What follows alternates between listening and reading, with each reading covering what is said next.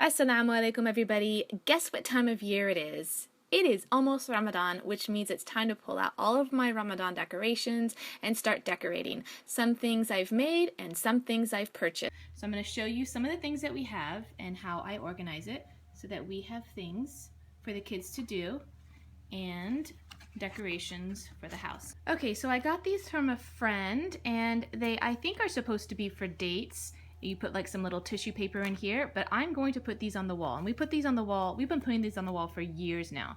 So when I packed it up, I also packed it up with the nails that I use. That way everything is together when I get ready to hang it up. And then I put it away in the same packaging, and then it's really easy to put it away and store it. Okay, so this is how I store these lanterns here. And these I picked up from Michael's several years ago, and they are by Martha Stewart. And I used a spray glitter just to give it a little bit more glamour. And these are LED lights. They don't add a lot of brightness actually. You can barely tell they're on. You have to have all the lights off if you want to see any of the light that comes out of these.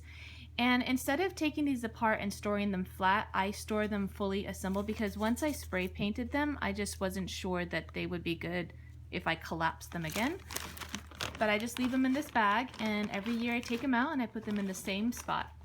So I have another set, and these ones I did not use a spray adhesive, but I did use Martha Stewart glitter on it. I think it was Peridot, the color. And I can't remember what kind of glue I used, but this one is quite messy. Like every year it sheds a little bit of glitter, and you can kind of see it on my hands right here. But the other one, the spray glitter, doesn't come off at all. And again, these have the same LED lights. I've never replaced the batteries for these, and I've had them for, gosh, at least 6 or 7 years.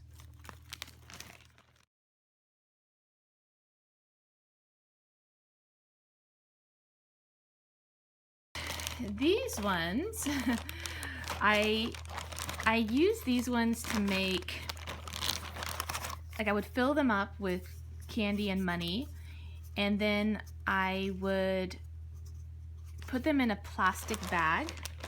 Gosh, I don't have one handy.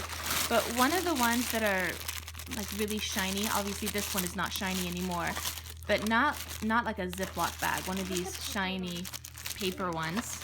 No, sorry, shiny plastic ones. And I would make them like little poppers. So I would fill them up. These ones were mostly for my kids, but one year I handed them out to all the kids that were coming to our house for some Ramadan activities. And then when they were done and eating the candy, I went and collected the rest of these and kept them so that I didn't have to make them again the following year. Now we haven't used these in a while, but they were a lot of fun, especially when I would put a lot of them had just $1 in them, and then some of them would have $5, and then I think maybe one of them had $10. And each night, or not each night, maybe just sporadically throughout Ramadan, the kids could each choose one, and it was kind of our way of giving them their presents throughout Ramadan. It was also kind of exciting, you know, to see what you got. But in the end, it probably wasn't the fairest way to do things because some kids got more money than other kids, so I don't know if that's such a good idea. But anyway, I collected a few more, but I haven't done anything with them. But this is like a really great upcycling project, and of course you can use it year to year if you're like me and you just snag them back once the kids are done opening them. Okay, so then there are pink ones. Okay, here's just some more random ones. All right, so then in here I also have an assortment of lights, and I will put these, let's see, these ones go in our garage. Our garage is kind of a playroom. It's great for kids when they come over during, for iftars, like other families, then at least the garage has some festive decorations. And then the ones that I put in our home are these ones, which I've had for years and years, and I'm not even sure that they still work. They really need to be replaced. But I want to show you these really charming gold moons and stars. These match that moon and star that I showed you at the beginning. These I got from a friend, and they came with lights that did not work like the cord, the plug wasn't appropriate for our country. It was like from another country. So I just took apart the whole string of lights and I put the embellishments onto these white lights.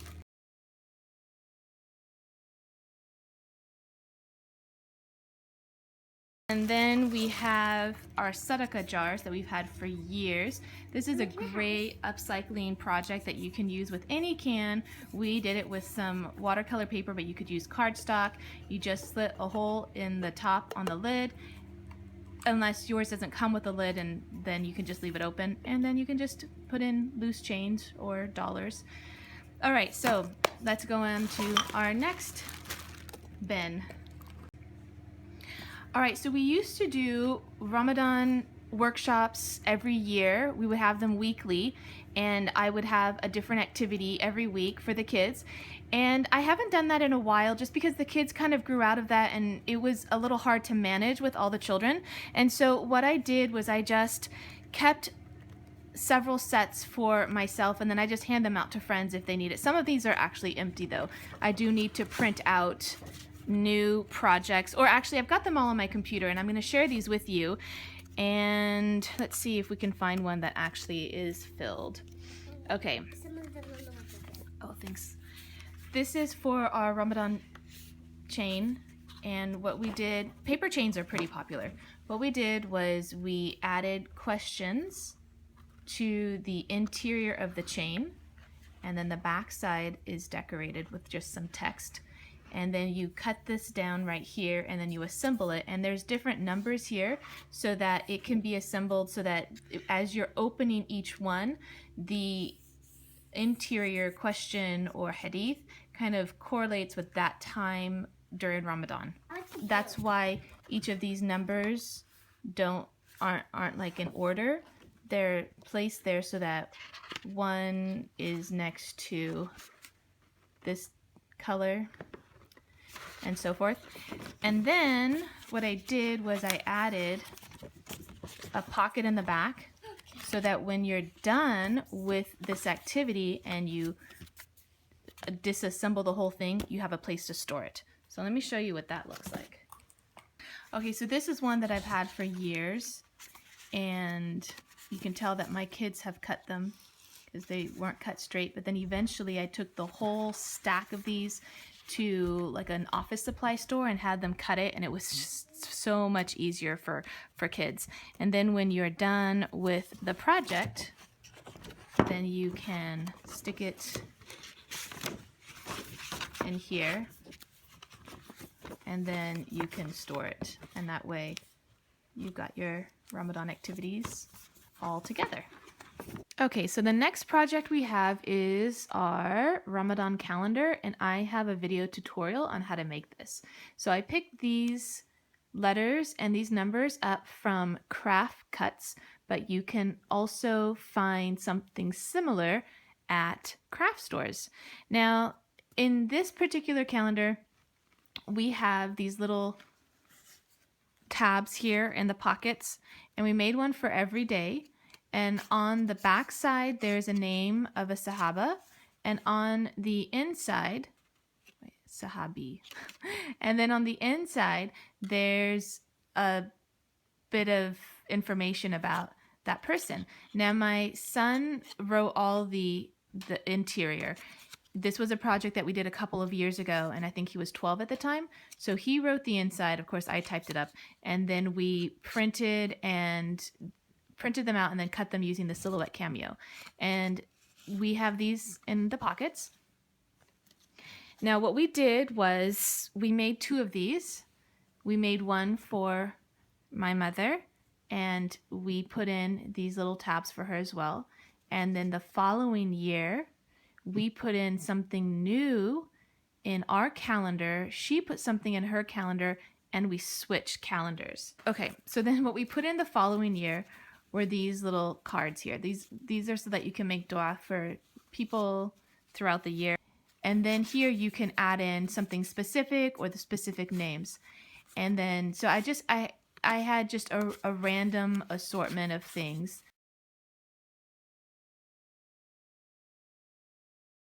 All right, so this is another one of the Ramadan calendars that I made. I am not very good at sewing, plus I was using metallic thread. So if you look at the back, it's just kind of a mess here. So I would recommend that you use regular thread if you're trying this project. And then one year I also put in just little gifts for some of the young ladies that were coming. So these are scarf pins and then like another kind of pin for your scarf as well. Okay, so this year I'm going to be putting in new things, but I also want to make a new set of cards to give to my mother so that we can keep switching our Ramadan calendars back and forth. All right, so here is my assortment of other Ramadan decorations that I've either made or other people have made. So this a friend made last year, and it was filled with all kinds of goodies, and each family got one of these. And so I want to find a way to put that back out. And then each kid got one of these, and there were just a variety of little trinkets and things inside. All right. Okay, so I can't live without these products. I think they're by 3M. They are these kind of little hooks, and they come with the sticky tab that you can peel off and doesn't ruin the wall. Okay. All right. So Ramadan Blessings in a Box is a project that I did many years ago. Let me see. Where are the... Here we go. So inside... Okay, so this was a project that we did one year. I had printed off these boxes, then the kids cut them up and assembled them, which was really a project more for preteen. It was really difficult for the young children, and I think the moms did most of the work. And then I had printed off 30 cards with different activities for every day during Ramadan. And then these activities are things that we have done in the past, and so I put all of them together into one place. So it didn't come with like the little Ramadan prayer carpets, but one year we made Ramadan prayer carpets as our activity for during Ramadan, like one of our workshops. So this was one activity that we did years prior, and so then we added it to one of these little cards, and these will be available one every day during the month of Ramadan. And then this is the Cave of Hera watercolor, and then we made those one year as part of our workshops, and then of course I added it to this. So this is a compilation of like all the activities that we've ever done. Okay, there's just a bunch more stuff in here. I'm not going to go through the entire thing, but I will certainly show you everything once it's done. One year I went to Color Me Mine. One year we went to Color Me Mine, and I got busy with doing this project that I put out every now and then. Oh, and then let me show you what the bunting banner looks like. Okay, actually, maybe that's a little hard to see. I will just show that to you once it's all up. Okay, one year we made these crescent and star magnets, and they came like in blue and yellow. And before our workshop, I spray painted all of them with either silver or gold. And then the kids could, I think this my sister made actually with one of my kids at the time, because my kids were kind of young in 2005. And I had like some metallic Sharpies that you could write with. Okay. And then of course some glitter and glue. Okay, so now I have to go decorate. Okay, so it took a few hours to hang all the decorations. Of course, there are always little problems that creep up when you're taking everything out of the boxes, like light bulbs that don't work or batteries that need to be replaced. But overall, it didn't take as long as I expected, and this time I didn't pull out every single Ramadan decoration that we've ever had, and that actually made it a little bit easier. We just chose things that we thought would work well for this year. Okay, don't forget you can check out my new website called Homeschooling for Muslims. All right, take care.